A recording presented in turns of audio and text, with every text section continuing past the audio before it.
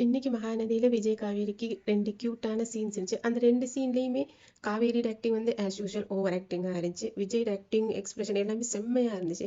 நம்ம கண்ணு மட்டும் எப்பயுமே என்னமோ விஜயை மட்டும் தான் பாக்குது. ஒண்ணு வந்து அவங்க வீட்டாளுகள் இங்க வந்து தங்க வைக்கிறதுக்கு பெர்மிஷன் கேட்க போறாங்க. அவர் ரொம்ப கியூட்டா அதுக்கு சரி சொல்றாரு.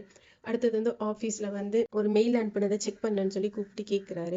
அந்த நேரம் வந்து காவேரி வந்து போஸ்டர் ரிமூவ் பண்ண ஆள் அனுப்புறீங்களா இல்ல நாங்க ரிமூவ் பண்ணலான்னு கேட்கிறப்ப இவர் வந்து இல்ல அது ஒட்டிட்டீங்க தடவை ஒட்டுனது அப்படியே இருக்கட்டும்ன்றாரு. ரொம்ப ஓவர் ஆக்டிங்கா தான் எனக்கு இருந்துச்சு. ஆனா விஜய் ஆக்டிங் வந்து கியூட்டா அழகா சேர்ந்துதான் நம்ம கண்ணு விஜயை விட்டு எங்கேயுமே போக மாட்டேது. விஜய்க்காகவே அந்த 2 பேரோட சீனையும் திரும்ப திரும்ப பாக்குற மாதிரி இருந்துச்சு.